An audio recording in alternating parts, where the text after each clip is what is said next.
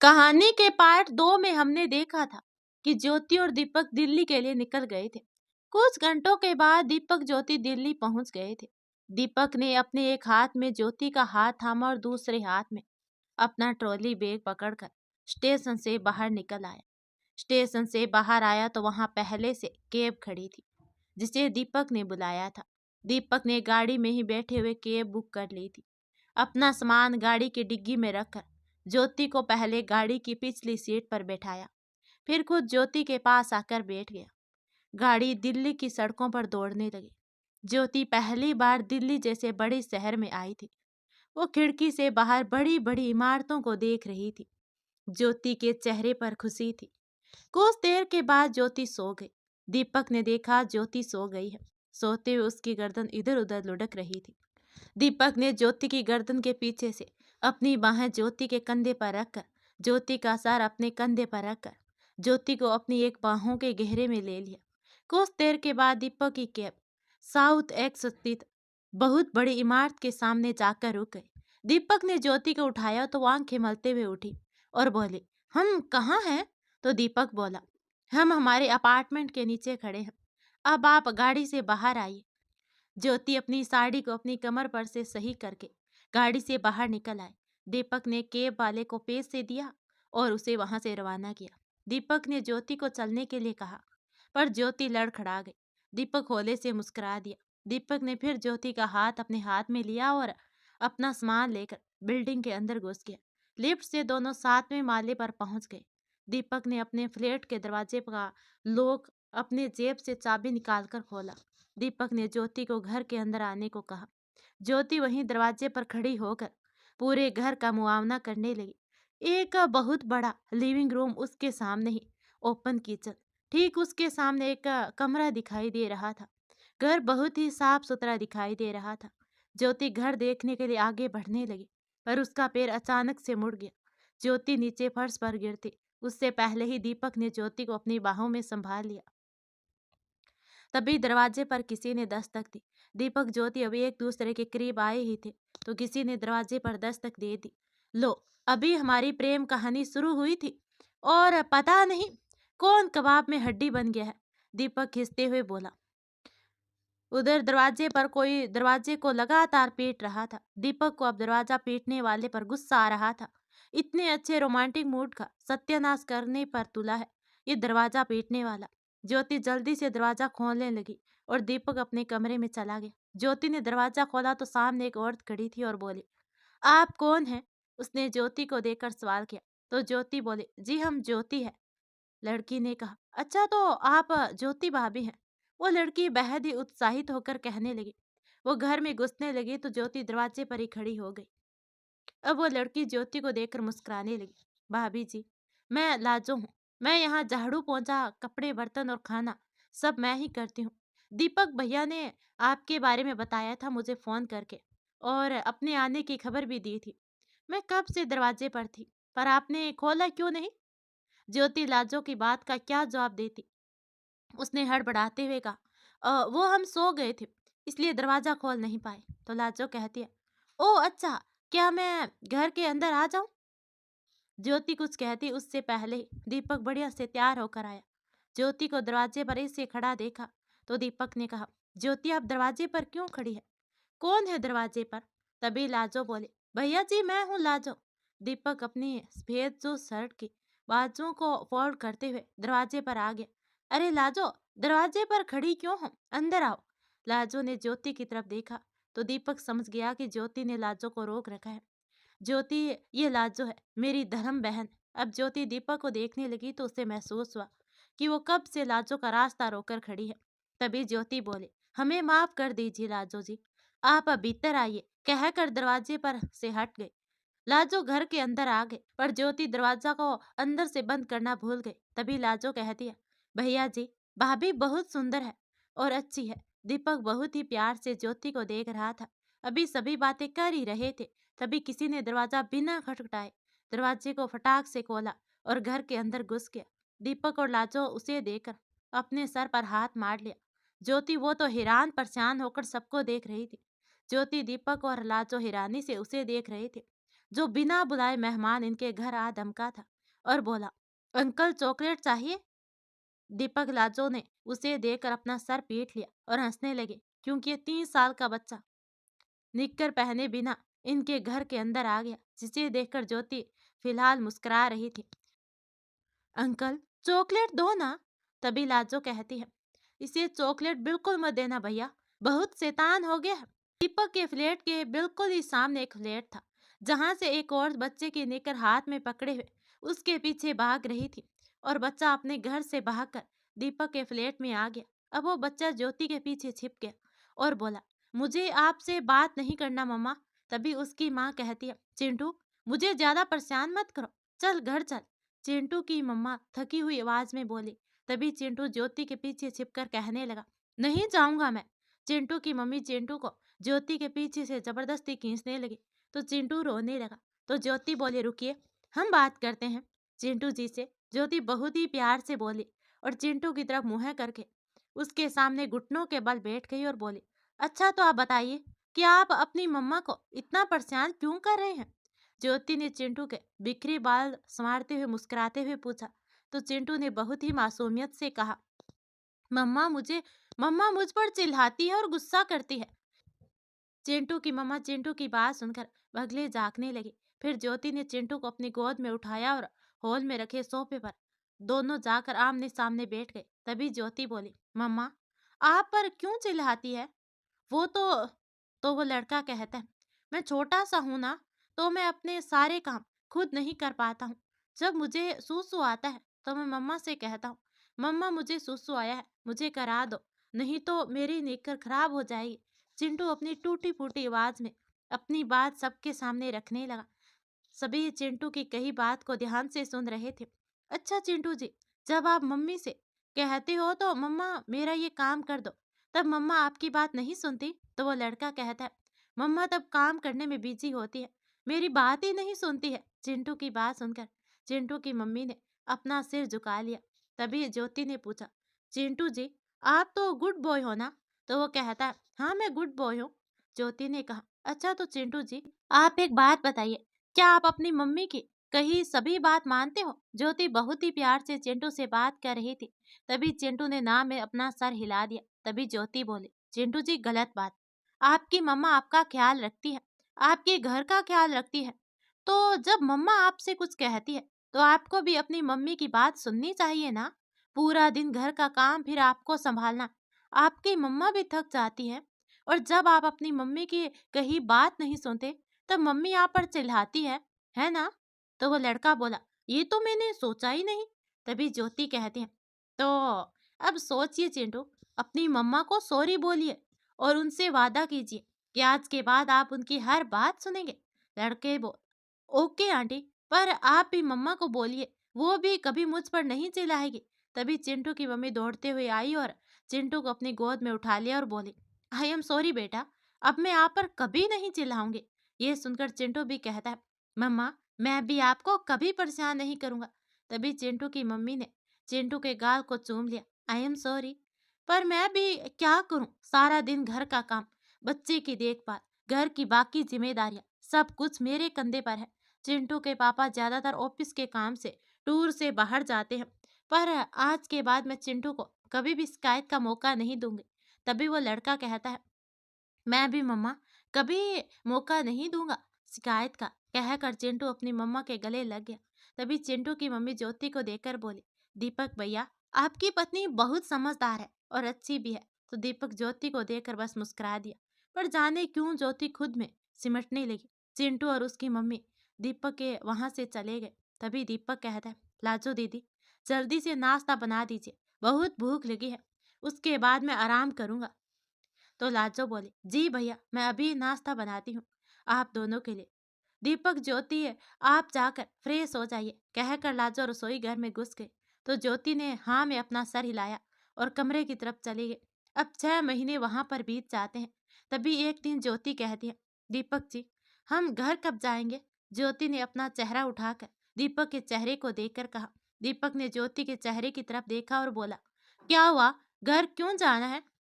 ज्योति कहती है, दीपक जी घर पर क्यों जाना है, ये क्या मतलब है आपका? ज्योति ने घूरती नजरों से दीपक को अपना चेहरा उठाकर देखा और बोली, वो हमारा घर है, जहाँ आपकी माँ, बाबूजी, बुआ और फूफा जी रहते हैं। वो हमारे बड़े बुजुर्ग हैं। तभी दीपक कहता है, आपको उस घर में जाना है जहाँ आपकी कोई इज्जत भी नहीं करता है, जिन्होंने आपका दिल दुखाने में कोई कसर नहीं छोड़ी। उनकी फिक्र आपको सता रही है। तो ज्योति बोली, आप क्यों भूल जाते हैं?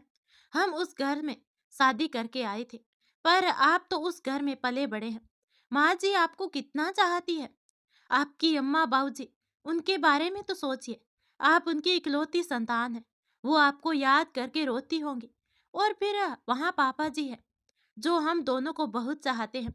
यहाँ आए हुए 6 महीने हो गए हमें। हमने घर फोन करके सबसे बात तक नहीं की। हमें घर जाना है और पापा जी से मिलना है। उनकी वजह से हम जिंदा हैं और हमारी जिंदगी में आपको वहीं लेकर आए हैं। आप भूलिए मत। दीपक ज्योति की बात सुनकर मुस्कुरा दिया और बोला, आप ना सच में बहुत बोली है, जिन्हें आपके होने ना होने से कोई फर्क नहीं पड़ता। उनसे मिलने के लिए आप तड़प रही है। हाँ, फूफा जी की बात अलग है। वो बाकी सब जैसे नहीं है।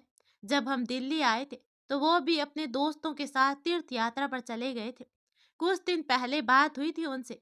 फूफा जी भी बहुत जल्द घर वापस आ रहे हैं। तो ज्योति ने दीपक की गर्दन में अपना चेहरा छुपा लिया और बोली, क्योंकि वो हमारे अपने हैं। वो वो हमसे चाहे जितना मर्जी नाराज रहे, पर हम उनसे नाराज नहीं रह सकते। हमें बस घर जाना है, पापा जी से मिलना है। ये सुनकर दीपक मान तो गया ज्योति की बात, लेकिन देखते देखते दिन बीतने लगे। दीपक को अचानक से ऑफिस में कुछ काम आ गया, जिसकी वजह से घर जाना पोस्टपोन हो गया। काम खत्म होने में लगभग 3 महीने से 4 महीने का वक्त लग गया। जैसे ही ऑफिस के काम से दीपक का फारिग हुआ, उसने तुरंत ही घर जाने का प्लान बना लिया। घर जाने की बात सुनकर ज्योति बहुत ही खुश हुई।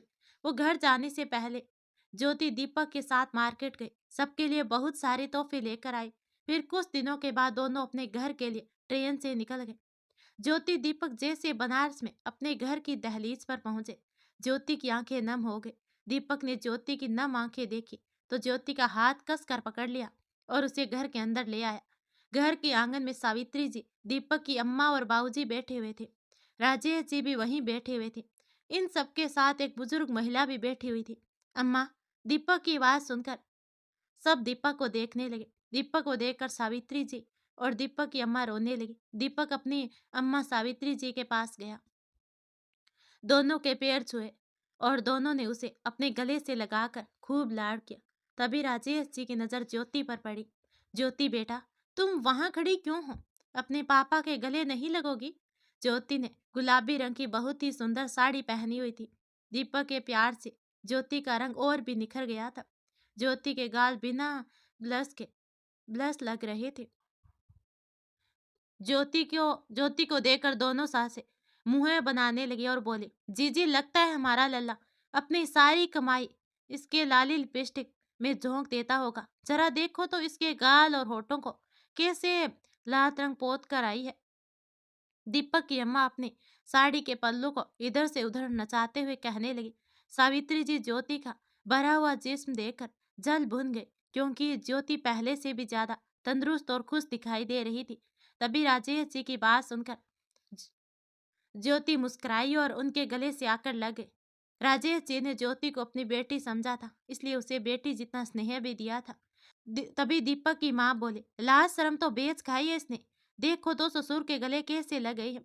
दीपक की अम्मा ने अपने संभाव के चलते अपनी कमान से जहरीले तीर छोड़ने शुरू कर दिए। अब सावित्री जी भी वहां पीछे रहने वाली अब सावित्री जी कहाँ पीछे रहने वाली थी। आखिर उन्होंने भी आग उगल ही थी। क्यों आई है यहाँ? अपना शौक अपना शौक मनाने के लिए। तभी राजेश जी गुस्से से सावित्री जी को घूर कर कहने लगे, सावित्री, होश में रहना। सावित्री जी, होश में रहकर बात करो। ज्योति इतनी जली कटी बातें सुनकर अपने होश खोने लगी। तभी दीपक कहता है, इसलिए मैं यहाँ नहीं आना चाहता था, क्योंकि आप दोनों ज्योति को अपनी जली कटी बातें सुनाकर उसे जीने लायक नहीं छोड़ोगे। बहुत मुश्किल से ये संभली है, पर इन्हें ही आपसे मिलने की जल्दी थी। दीपक गुस्से से लाल होकर कहने लगा, मैं ज्योति के कहने पर यहाँ आया था, क्योंकि इसे आपकी चिंता थी। पर अब ये चिंता मुक्त हो गई है यहाँ आकर। ज्योति आपकी सगी नहीं है, पर मैं तो आपका खून हूँ, मेरे लिए ही सही। ज्योति को अपना लेते, पर नहीं, आपको तो अपने सड़े गले नियमों पर चलना है। जहाँ ससुर अगर बहू को अपनी बेटी मानकर उसने स्नेह से अपने गले लगा लेता है, तो उसी और भी रूप देकर अपना सब चर्चा करने लगती है। बस अब बहुत हुआ, अब मैं यहाँ नहीं रहूंगा। मैं अभी इसी वक्त ज्योति को लेकर यहाँ से जा रहा हूँ, हमेशा के लिए। अब कभी यहाँ वापस नहीं आऊंगा। ज्योति दीपक की बात सुनकर सदमे में आ गई। तभी दीपक ज्योति का हाथ पकड़कर दहलीज से ही वापस लौटने लगा। तभी ज्योति गस खाकर वहीं गिर गई। राजेश जी और बुजुर्ग महिला दोनों एक साथ ही जोर से चीखे, लेकिन दीपक के बाबूजी तो मुख दर्शन बंद कर सब देख रहे थे। तभी ज्योति के चेकअप के लिए दाई को बुलाया जाता है। कुछ देर के बाद दाई ज्योति के कमरे से बाहर आई तो वो मुस्कुरा रही थी और बोली, राजेश जी बधाई हो। तू राजेश बधाई हो, तू दादा बनने वाला है। दाई की बात सुनकर राजेश और दीपक की खुशी का कोई ठिकाना ना रहा, लेकिन दीपक की अम्मा की तो आंखें बड़ी हो गई। खुशी तो चेहरे पर कहीं नजर नहीं आ रही थी, पर सावित्री जी किसी गहरी सोच में डूबी हुई थी। तभी दाई कहती है, राजेश, खुशी दोगुनी है तो नेक भी दोगुना लूंगी। दाई मुस्कुराते हुए कहने लगे। ये सुनकर दीपक और राजेश जी असमंजस्य में पड़ गए। तभी दीपक कहता है, दाई माँ, मैं समझा नहीं आपकी बात को। तो दाई दीपक को कहते हैं, अरे पगला, जुड़वा बच्चे हैं, फिर हुई ना खुशी दोगुनी। दाई की बात सुनकर दीपक ने दाई को अपनी बाहों में उठाकर घुमा दिया तो दाई कहती है, अरे बावले, नीचे उतार हमें, वरना हम भी चक्कर खाकर गिर जाएंगे। दीपक ने दाई माँ को अपनी गोद से जल्दी से उतारा और दीपक ज्योति के पास कमरे में जाने लगा। राजेश जी इतने खुश थे कि उन्होंने दाई पर से नोटों की 2 गड्डियां वार दी। दीपक के बाबूजी कहाँ पीछे रहने वाले थे, उन्होंने भी दाई को दोगुना नेक दिया। दोनों इतने खुश थे, एक दूसरे के गले लगकर एक दूसरे को बधाई दे रहे थे। फिर दोनों घर से बाहर जाने लगे तो सावित्री जी और दीपक की अम्मा को देखा तो दोनों को देखकर मुंह बना लिया। तभी दोनों कहते हैं, ये दोनों कभी नहीं सुधरेगी, कहकर वहां से हंसते खिलखिलाते हुए चले गए। तभी वहां दोनों के पास दाई आई और बोले, बहुरिया, तुम्हारे घर में दोगुनी खुशी आई है। इस खुशी में तुम दोनों भी शामिल हो जाओ, वरना कल तुम दोनों बहुत पछताओगी, जब तुम दोनों को पानी पिलाने के लिए भी कोई तुम्हारे पास नहीं रहेगा। तुम दोनों नसीब वाली हो, जो कदर करने वाली बहू और बेटा मिले हैं। समझदार को इशारा ही काफी है, बाकी अब तुम दोनों जानो। दाई माँ वहां से चली गई, पर सावित्री जी और दीपक की अम्मा को अपनी कही बात से विचलित कर गई। और उधर दीपक ज्योति से कहता है, आपको खुश देखकर मैं बहुत खुश हूँ, पर ज्योति, अब तुम किसी तरह का कोई भी तनाव नहीं लोगी। तुम अब अकेली नहीं रहोगी। तुम्हारे अंदर अब 2 जानें और सांसें ले रही हैं। मैं कोई भी रिस्क नहीं लेना चाहता, इसलिए हम आज ही यहाँ से चले जाएंगे। यहाँ सिर्फ और सिर्फ तनाव है और कुछ नहीं है। दीपक ने ज्योति के गाल पर अपना हाथ रखकर कहा।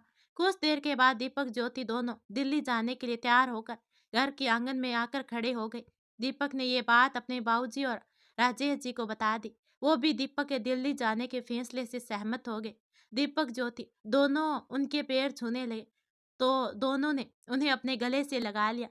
तभी वो दोनों बोले, दीपक, हमारी बिटिया और हमारे होने वाले पोते या पोती का अच्छे से ख्याल रखना। अब ज्योति दीपक जैसे ही घर के बाहर जाने लगे, तभी पीछे से एक आवाज आती है, दीपक, इस हालत में ज्योति के लिए सफर करना सही नहीं है। दोनों हैरान होकर पीछे मुड़े तो सावित्री जी बिना भाव के खड़ी थी। वो ये सब क्यों कह रही थी, उन्हें भी पता नहीं था। शायद दाई की बातों ने सावित्री जी के अहम पर गहरी चोट की थी। ज्योति को सावित्री जी बदली हुई नजर आई। तभी दीपक कहता है, पर यहाँ रहकर ज्योति को सिर्फ तनाव मिलेगा, जो अब ज्योति और बच्चों के लिए अच्छा नहीं होगा।